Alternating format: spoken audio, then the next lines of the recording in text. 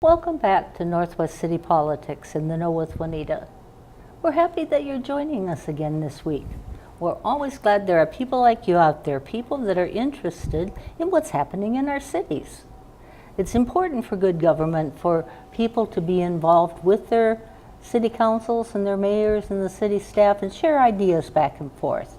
If you haven't watched our show before, each week we'll have someone on from one of the 9 cities in CCX's viewing area to bring us up to date on what's been happening in their city and what's going to be coming up.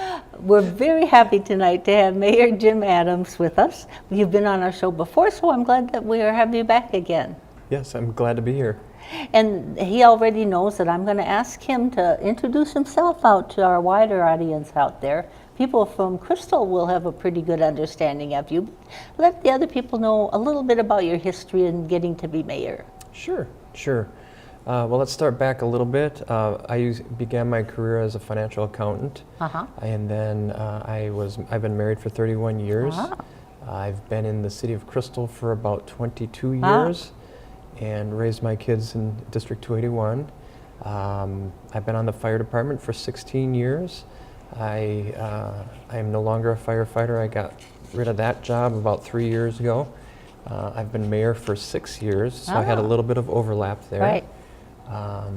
And that's the down and dirty synopsis of how I got here. Gives people a little idea, because we're always telling people to get involved. That's why if they hear other people's stories, it might make somebody think, maybe I should do that. Right. Now, a whole different topic is dealing with the growing diversity in Crystal and the growing diversity in our whole Northwest area, right? Right. That you're part of it and looking what you're thinking to set up. Now, your council is setting up some diversity goals to implement? Right, we're right in the middle of that. We had a visioning session, as it were, and those are some things that came up that we want to add to our vision, is to have something to do with diversity. And I think having Brendan Banks get elected, he's our first African American. Oh, right. And you know, it wasn't surprising to me that he got elected. It wasn't surprising to him, you know, but we heard from other people outside of the city go, in Crystal? And we're like, yeah, why not? You know, it reflects who we are. Definitely. So we're going to talk about that a little bit more, you know, because there's a lot of stuff in Crystal that, you know, we haven't talked about a lot. And within our whole society, I think, right? Sure. Right. Yeah. So we're looking forward to figure out, you know, what our similarities are, how we can come together in a community. We live together in our neighborhoods. We're mostly neighborhoods. Right. Things are working well here, and we want to kind of highlight that and talk about that. Yeah, I think that our Northwest area, lots of cities are positively interacting in this regard. Yeah. So what are specific ways you're going to work on these goals? Have you set the goal? We haven't set the goal yet. Oh, okay. I think our homework is in. I've put my homework in. All the individual council members have put their homework in, but we need to come back together yet and define what those goals might be. And so first it's the council working that out. Sure. Then is there an opportunity for your citizens to put something into the process, or? I'm not sure or what that you've already taken information from residents? I'm not sure. We haven't talked about any type of interaction or bringing them in for the goal things. That's kind of a thing that's driven by the council. Sure. But what we'll see is we'll see whatever these goals are, the interaction occurring after, for sure. We already have plenty of interaction going between our police department and the MAC group. So, you know, really, it's not going to be anything really new, I don't think. I think we're just going to be talking about it more, quite honestly. So people can just kind of keep an eye on the agenda and Yep. speak up when they want to. So you'll hear, you know, when you come to council meetings or listen to work sessions, you'll hear kind of the reoccurring values and some of the things that we're trying to accomplish, and those will help guide us in our principles. Definitely. So that's kind of what it's designed for. Now, one of the programs that you thought that's already in the city that can be a big help in this area of diversity is your neighbors serving neighbor groups? Neighbors serving neighbors. You know, we talked about that, and funny thing about that, that's kind of a tagline that came from West Metro Fire. Ah. So when we talked about it, I was pulling from the wrong group. But when you think about it in terms of the council itself, that's what we are. We're neighbors serving neighbors. We live in the community. We are getting taxed like everybody else. Right. And this particular council and the preceding council, they've changed the perspective of we are here, we're part of the city, and we're looking at it as council members as the citizens' perspective. There's been a pretty major shift back to, let's look at things from the citizens' perspective as opposed to the city perspective. And that has changed our communication, that has changed a lot of the things in the way we do a lot of different things. And oftentimes they're not the same. What's good for the city may not be good for the citizens. We can talk about assessments, we can talk about different things like that. It's easy for the city because the city doesn't have to budget for it, but the citizens do. Yeah, right. So those are the types of things that we're trying to focus on. Then the neighbors serving neighbor groups, is that part of the night out kind of thing? Are those groups, or is it a different group? That's the firefighters serving their neighbors. Oh, okay, gotcha. But for Night to Unite, that's about bringing our neighborhoods together, our immediate neighbors who we live right next door to and down the street from. Yes. Now, all of the cities in our area are either redeveloping, or if you're a little farther out west, you're developing. But Crystal is amongst those doing redevelopment. Maybe you can tell us first, what are some of the newest businesses that are coming to Crystal? Newest business is going to be a Taco Bell. Oh. We have a couple storage places. U-Haul is one of them, they've announced. And there's another storage place going to be built. And there's a lot of people interested. There's going to be a theater off of 42nd. Yes, I saw that in the news the other day. So it's nice to see some hurdles being jumped over. We've had some challenges with the fire codes for some uses to fill our vacant properties, because they have to be sprinklered. Right. Well, you get a large enough old building and you want to sprinkler it. It's like $100,000 that you weren't anticipating. Right.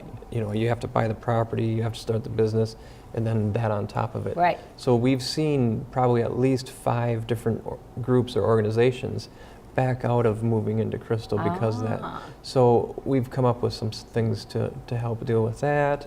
And we're still not done with the conversation because we just want to make it easy for people to come in Crystal and do what they want to do. And you have a business development plan that Crystal is aiming at amongst all your other plans for the future?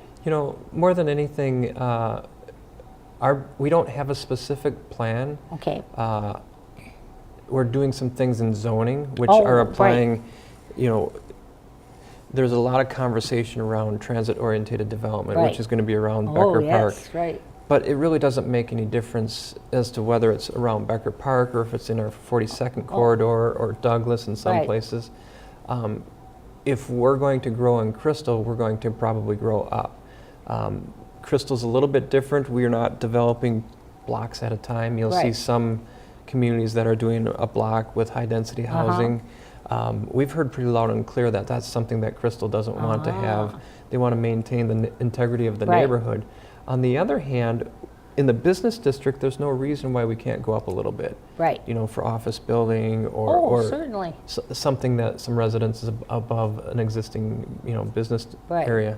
And when it comes to redeveloping, whether it be residential or along these business corridors, you can redevelop 1 or 2 parcels of land and still do some amazing things with it. Oh, right. So we're applying some of those things that allow that to a broader area of our business community. Oh, and then the city can bring some of those lots and things together to create something that businesses would want to work with. Sure, yeah. We don't do a lot of that from a business perspective. Like I said, we're not doing a block at a time. We're not acquiring property and trying to force that. A lot of it's going to come from private investment or, business investment. And then you have an EDA program, Economic Development Authority. I'll let you say briefly what this group is, but then that program has been involved in purchasing blighted houses and Sure. the lots that you talked about, I think? Right.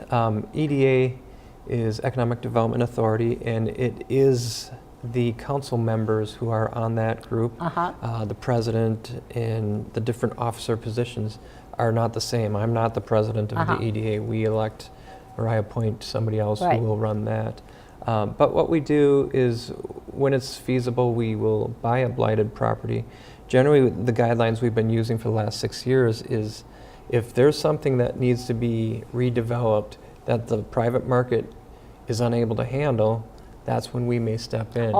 It used to be that we would be in a little bit of competition with private investors, and we stopped that 6 years ago, pretty much dead in its tracks, because there's no reason why private investment can't help do that type of thing. That's where we believe it belongs. So, right now I think we're in the phase of selling a lot of those. So there's a high need right now for properties to either build homes or businesses, and the values of these vacant lots, they've increased quite a bit in the last couple of years.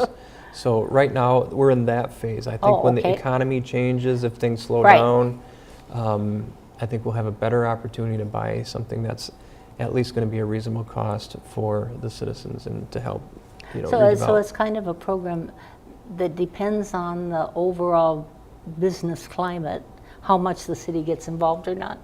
Yeah, I would agree. Yes, well said. And then I jotted down from your city website, if anybody has any questions about development, I've got Dan Olson as a person to contact, right? Yep, because he's a good person. Anybody out there can bring ideas to the city council or to you, or if they've got questions about what's happening in the development going on, that he'd be a good resource. But I'll put up his phone number and his email. Right. Yep. Absolutely. And it's sometimes it's nice if you have a question, if it's not specifically allowed for in that zone, ask them. Ask them, can you do a conditional use permit, which means can we do something different than what it's been zoned for? Right. And what does that process look for? We're looking to help people, be in Crystal and help them to do what they want to do. He's the person to ask, how would we go about doing that? How can we do this? So good to get somebody to contact when you have questions. Yeah. Dan's your guy. So write it down if that's an area you're interested in. Yes. Now, Crystal City Council is working to develop fiscally sound financial policies. Yep. And now we'll take that big long term that sounds sort of bookish, right? It doesn't really say much. It doesn't excite much. To say what does it really mean in what you're doing in the changes. So now you've moved to a debt-free policy. Tell us what it means for the city and why you made that change. Okay, so where do you start? We wanted to be debt-free because when we work on capital projects, whether it be buildings, roads, even equipment, if we're using bonding or debt to do that, we're paying more for that project. Now, when we take a big look at Crystal, Crystal relies heavily on local government aid. They also rely very heavily on fiscal disparities. To try to simplify that, what that means is without that, we're not making it. So we're not a city. You talked about cities development in the outer areas. They're developing. We're fully developed. We don't have the opportunity to grow into debt.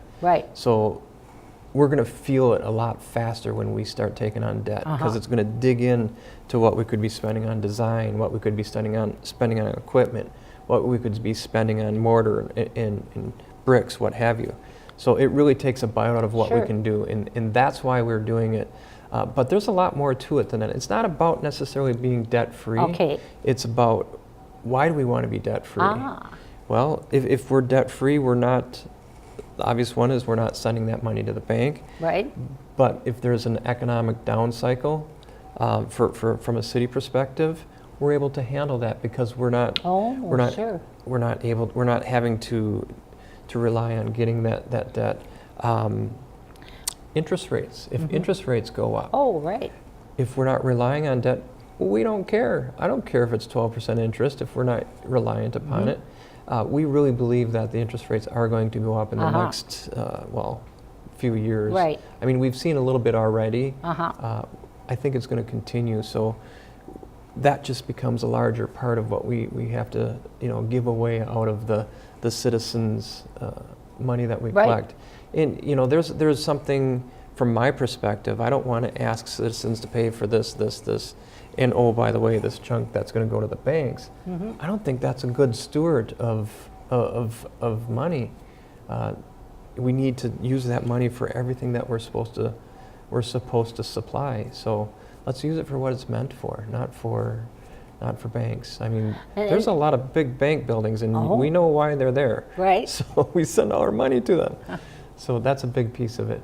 So that must have taken a lot of discussion between city staff and city council people, right? Oh, absolutely. We've been doing this for 3.5 years.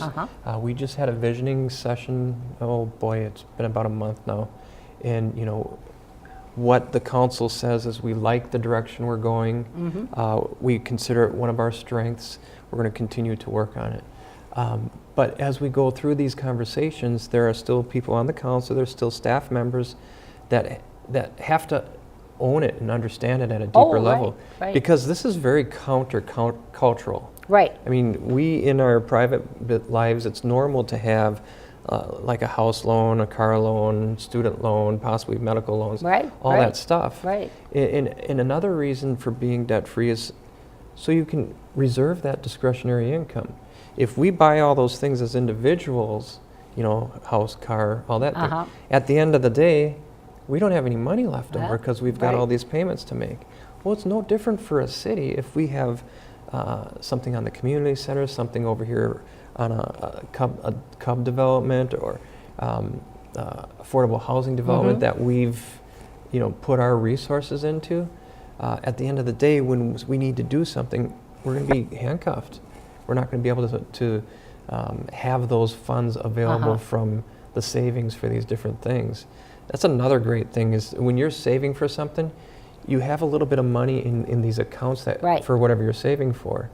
And if something doesn't quite match with your planning and it's just off a little bit, you have a little bit of agility. I call that financial agility to borrow for a year or two from one of these other funds. We don't literally borrow it any longer. I think we used to do that. But it's now a lot simpler. You just, following years, you fund it properly, you deal with it. The money's there. We don't have to do assessments. We don't have to do bonding. There's no surprises. There's no heavy economic burden on the citizens. Again, citizen perspective. Oh, right. And that's the biggest part about this is being stewards of who sent us here. Well, I had heard somebody say once, I thought it was wise, people complain about taxes, but really what they want to do is know that you spent it wisely. Yes. So if you're spending it wisely, you won't have a huge amount of citizens that are disturbed. Correct. Yeah, that's true. And then, of course, then they have to learn about how you're doing it. And now, if you started it 3 years ago, you must just be in the beginning stages of getting ready, right? We're barely started. Okay. But a lot has happened too. I mean, which way is it, Jim? We've changed our budgeting cycle to a 2-year budgeting cycle. Right. Well, that's designed specifically so that we have a year where we can focus on long-term planning, and then figuring out how to fund that plan, whether it's going to be a levy increase, whether it's going to be a utility fee increase, or if it's going to be a cut in one area of the budget and applying it to the shortfalls. Because there are different areas that when you project it out long term, we're going to be in trouble. That's the type of thing that forces us to borrow money and forces us to take out these bonds or these loans. So that's what we're trying to avoid. And right now, we've seen a decrease in our funds because we're transitioning from debt to savings. Yeah. So we're in the next couple of years, you're going to start seeing those fund accounts increasing more and more and more, and that gives us the ability to not even have to rely on any contingent funds in our operating budget. We have we have almost 50, well, I think it's 45% of our operating budget is required to be on hand per year in case of emergencies. Well, if we have these funds going up, there's no way we're ever going to touch that. Yeah. You know, that gives us a great sense of security for economic downturns, Oh, right. unforeseen things. If something happens to LG at the legislative level, Oh, right. Well, oh and boy, all we're of- in trouble. And all of our cities have experienced that over the last 10 to 15 Yeah. years, the ups and the downs. Early so- 2000s, we had dramatic cuts in our LGA. What happened? We cut people, we cut services. Yeah. Being debt-free is going to help us with that as we get increasing funding inside of these designated areas so that we have the agility to roll with those kind of punches. So yeah, big deal. And then you just mentioned that you're on a biannual 2-year budget. Yes. And this is the first year you're doing that? We're in year 2. This is Oh, our first the- planning year. Okay. So talk a wait. little bit about the 2 years So and what you do. last year we did the budget for 2019. So now in 2019 we won't have to do much planning for 2020 because we've got an estimated what that will already look like. Now, that said, it's going to take a couple cycles for us to make the full transition. Right. Because I'm thinking if we have time to look at our long-term planning, we're going to go, this is a high priority. And those numbers might move a little bit more than what we were hoping. Sure. But I'm thinking by second cycle, third cycle, you're going to see the forecast of that second year be more accurate. So we'll see. I'm excited to see how it works out. Now, if Crystal residents have questions about the budget, I also found someone for them to contact. They can always contact you. Yep, right? please call me. I'd love to talk to you about but that. the person at City Hall, Jean McGann, Yes. and I'll put up her phone number and her email so they have someone to talk about. And then your budget is online on your website. I believe it is, yes. So if people have questions about what you've been doing, because the budgeting process just kind of ended in December, right? And so now you're back into the... Well, we're not. I mean, we're in the planning cycle. Right, now you're in the planning. But other cities are starting to gear up for the next year's Right. budget. We want to use this time to plan. Yeah. Now, And that gives you time. right. Now, Jean McGann is a financial director for many, many different cities. Oh, okay. We contract out that. Okay. If you want specifics relating to what the debt-free piece is, why we're doing that, come to me on that. Oh, okay, then because I'll I think put your phone number up here right, at this time. the only people that Jean deals with who are doing what we're doing is Crystal. We're very Interesting. unusual. This is Cool. a very unusual thing to do in this Yeah. day and age, especially around the metro. Right. Well, we'll have to keep checking in with you from time to time Yeah, I'm to excited. see how it's working. Now, we've talked about volunteering along the way, and I thought maybe we could tell people about the various commissions and committees that the city has that people can volunteer for. Now, people out there might not have a lot of time now, or they might have some time. This is a good area to check into. We want to give them some specifics. So first, your commissions that you have. Oh boy. We have Parks and Recs. Okay. We have economic, no. You're making me list these. And I can't think of them. Must have a planning. Environmental. Oh, right. And then we have the Planning Commission. And then we have Charter Commission. We have Employee Review Board. And then there's task forces. Right. We have the Outreach Task Force. We've had the Ordinance Task Force. They've eliminated like 350 of our ordinances that didn't apply or that were missing Out the of target. date. So really, if you want to get involved, the commissions are a great place. Oftentimes we'll have people apply. We solicit applications twice a year. That's coming up. Look for that this month. Okay. Start looking for that and get online. Look for the vacancies. Even if there's something that, even if it doesn't have a vacancy, you're still welcome to apply for one on a renewing position. people think, well, somebody's in there and they're going to take it. Well, you don't know that. No, people move away. They move away. Jobs change. And quite frankly, we're going to look at, whoever to appoint the best person we can. So yeah, it's great. It brings up the level of engagement. Right. And there's people who come straight into the council before, without, going to the commissions. Right. But we have, what do we have? We have a historical society now. Ah. That was born out of our community outreach task force. So that's new. Right. And there's lots of ways to participate in that. You can be on you can even do things on some of these commissions without actually being a member. In the historical society, sure.